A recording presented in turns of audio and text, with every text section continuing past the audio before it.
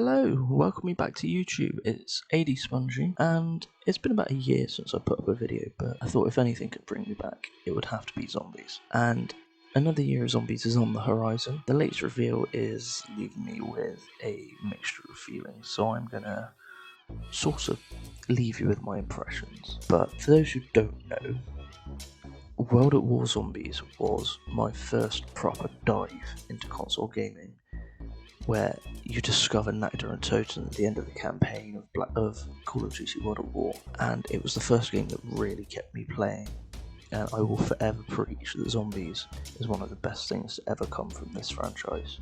Like I said, I love Call of Duty Zombies, and there's no hiding from the fact I'm a huge Treyarch fanboy, but after the minor disaster that was Black Ops 4, it's safe to say that my trust is somewhat diminished, because in Black Ops 4 we were promised this incredible new zombies experience that we wouldn't be able to put down with factions and more ways to play, and some would argue that we did get that with the different ways we could customise our game modes with different boss zombies, turning them off and on and things like that, changing their difficulty.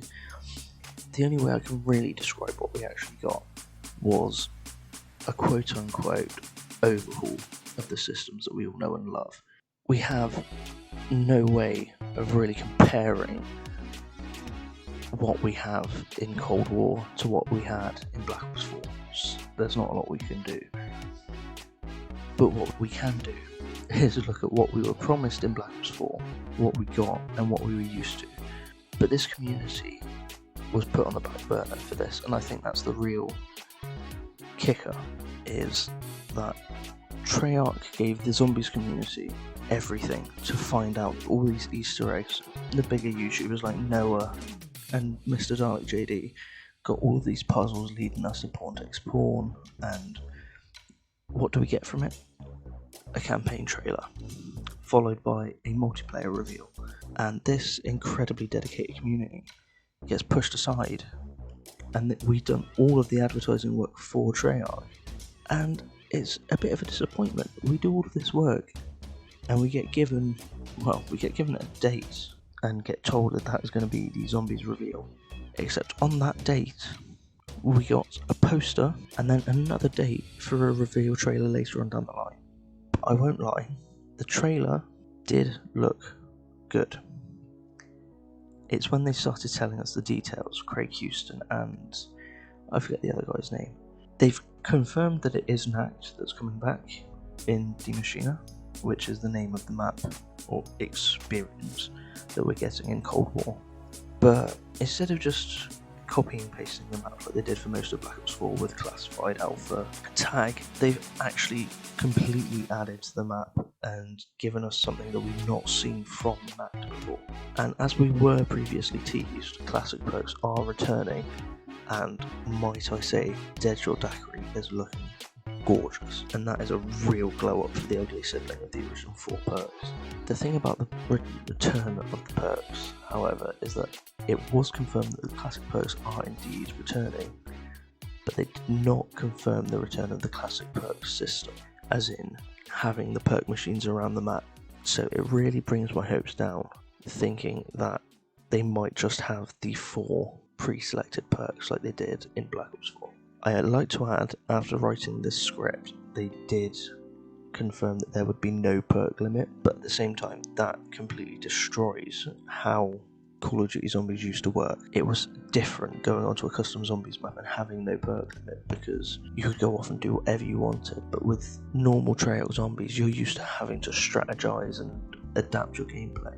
But without perk limit, you might as well just buy all the perks and be overpowered. And it'll stop people overdosing on bloody perkaholic gobblegums. But we'll leave the perk machines for now, because we don't exactly know what's going on. I'd like to discuss the most atrocious crime against our classic game mode that this game is going to commit against the entire premise of Zombies. Fucking score streaks in Zombies. And I honestly cannot believe that they're going to take all of the challenge out of the mode, because as shown in the trailer, the team gets backed into a corner, out comes the handy get out jail free card, a minigun in a chopper. And I understand they want to make Zombies more accessible to the average player. They want more people to jump into Zombies, because a large complaint from Black Ops 3, Black Ops 4 was that maps are getting too complicated and it's too convoluted, and it's difficult for people who don't really know zombies to just get in and play a few rounds, play a couple of maps.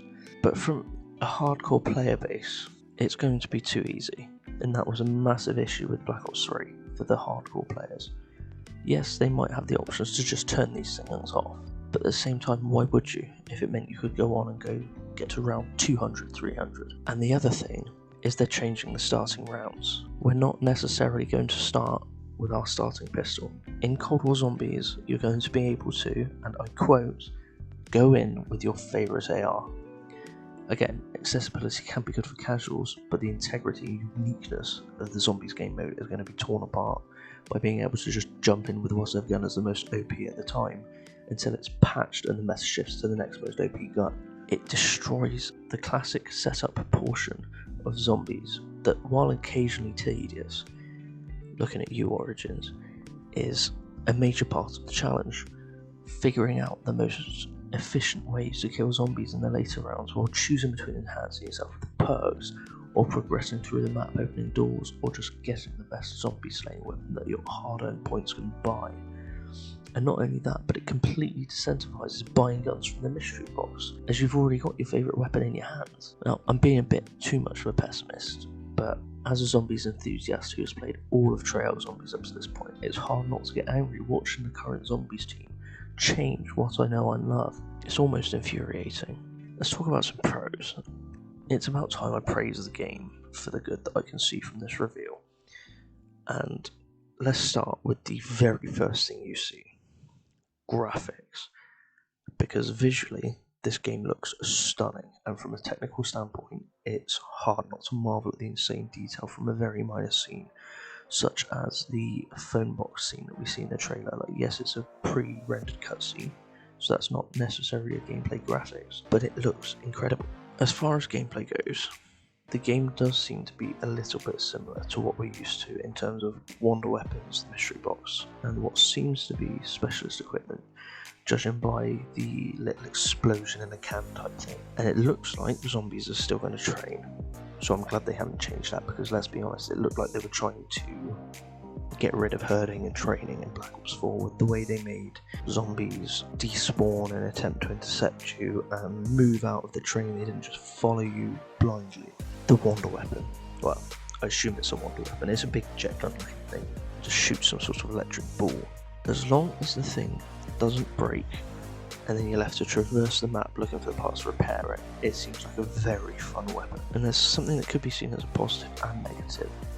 It's the fact that the devs seem to be trying to make zombies as a much more grounded story again, while still being connected to the 8th story. They just really couldn't let it die, could they? Despite this, unsure how the story is going to be told, as the crew that we play as seems to be interchangeable, or at least not consistently the same 4 characters, as one of the first shots of the map shows a generic group of soldiers travelling through the map, but later on in the trailer there is a shot of Frank Woods slaying zombies. Now, while I have no doubt that playing Woods in Zombies has some potential to be very entertaining, because I absolutely love his character, I can't help but question the ability to convey the story if you can change your characters in the game, because in my opinion the story would feel a lot less personal. Speaking of story though, something that I appreciate the hell out of is the intel system. It seems that Treyarch are attempting to consolidate the story into a separate menu as the story progresses, which will make it a lot easier to keep track of storylines, and we will need less of the Mr. Ruffle's whiteboard story explanations.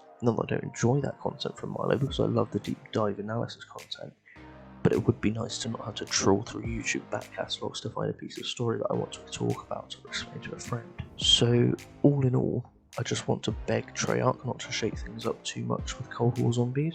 I'm certain I will still probably play it no matter what, but at the same time I can't help but be a bit cautious with the game, saying that the game looks like the best experience we will ever have. I have to take a step back. We still don't know exactly how the game worked, and the fact they haven't told us whether they've reverted gameplay mechanics like the 4 perk only system, or switching points back to how they used to work, or how the story will actually be conveyed, makes me really nervous for the way the game is eventually going to feel. The weapons, boss zombies and even the Blight Hellhound type things do seem like it'll be fun to fight, and as I've stated, the game is beautiful graphically. There are pros and cons, but this game seems like it will be as divisive as BO4 Zombies, and I'm not sure the community can handle it. I will attempt to remain optimistic as I want to be able to enjoy zombies this year, but I won't be too hopeful just in case. Anyway, thanks for watching. I worked pretty hard on this video, and it is a little bit late to the party, but I've had things going on. And I don't think any one person has actually made it to the end of one of my videos before, but if you hear this, thanks for watching, and I will see you next time. Thank you.